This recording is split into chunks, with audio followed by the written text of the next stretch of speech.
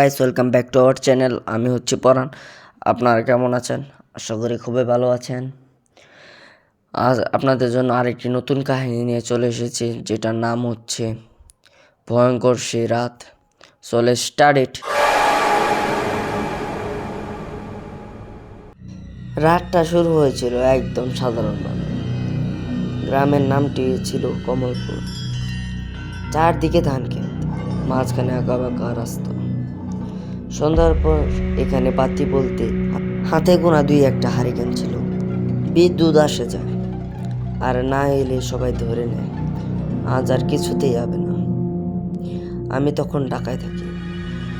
হঠাৎ একদিন আব্বুর ফোন এলো, মা খুব অসুস্থ, আজও চলে যেতে হবে। বাসে উঠলাম রাত 8টা। জানালার পাশে বসে দেখি শহরের আলো ধীরে ধীরে মিলিয়ে যাচ্ছে। যত এগোই তত অন্ধকার ঘনিয়ে আসে। রাত 10:30টার দিকে বাস আমাকে নামিয়ে দিল এক নির্জন মোড়ে। ড্রাইভার বলল, এরপর আর যাব না ভাই, আজ আমাবস্যা। আমি তখন হেসে উড়িয়ে দিলাম, কিন্তু বুকের ভেতর অজানা কিন্তু অস্তিত্ব জমে উঠল। গ্রামের পথে হাঁটছি, চারপাশ নিস্তব্ধ, শুধু ঝিঝি পোকার শব্দ, দূরে কুকুরের কান্না মতো ডাক। হঠাৎ মনে হলো কেউ যেন আমার পেছনে হাঁটছে। থেমে দাঁড়ালাম, পেছনে কেউ নেই।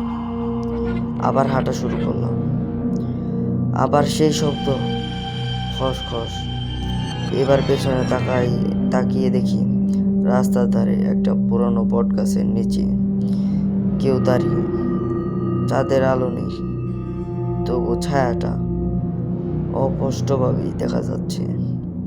আমি জিজ্ঞেস করলাম, কে ওখানে? কোনো উত্তর নেই। গ্রামের প্রবেশ মুখে পেছন থেকেই দেখি ঘরের দরজা জানালা সব বন্ধ, যেন কেউ আগের থেকেই জানতো আজ রাতটা ভালো হবে না।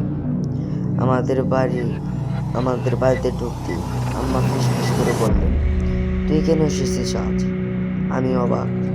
আব্বা তো বললো আম্মা অসুস্থ। আম্মার চোখ কাঁপছে। মা অসুস্থ, কিন্তু আজ রাতটা তো ভালো নয়। ঠিক তখনই ঠাকুমা ঘর থেকে বেরিয়ে এলেন, মুখে আতঙ্ক নিয়ে। ঠাকুমা বললেন, ওকে আসতে মানা করেছিলাম। আমি কিছু বুঝে উঠতে পারলাম না। কি হয়েছে এখানে? ঠাকুমা নিচু গলায় বললেন, আজ সেই রাত। আমি জিজ্ঞেস করলাম, কোন রাত?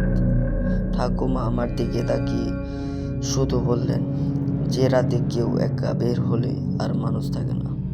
হঠাৎ বাইরে থেকে শব্দ, ঠপ ঠপ শব্দ, কারো ভারী পায়ের আওয়াজ আমাদের উঠানে। আব্বা দরজার খিল শক্ত করে লাগালেন। আব্বা বললেন, কেউ আলো জ্বালাবি না। আমার বুক ধপ ধপ করছে।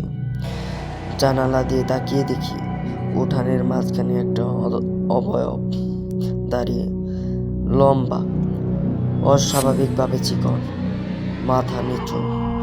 হঠাৎ সে মাথা তুলল। আমি জীবনে কখনো ভুলবো না সে মুখ। চোখ নেই, মুখ নেই, শুধু কালো একটা ফাঁকা গর্ত।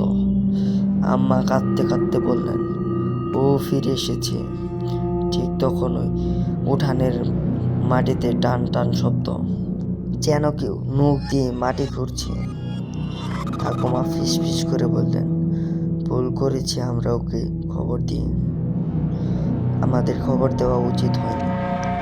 আমি চিৎকার করে উঠলাম, ওকে। বাইরের অবয়বটা হঠাৎ দরজার কাছে চলে এলো।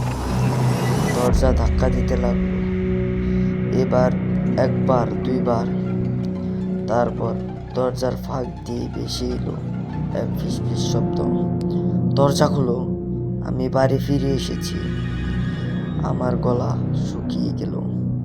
এই কণ্ঠস্বর, এটা তো আমারই কণ্ঠস্বর।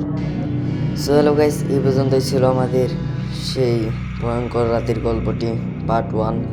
পার্ট 2 পেতে আপনারা 10-20 লাইক কমপ্লিট করে দেন, পরে আমি পার্ট 2 আনবো। ধন্যবাদ।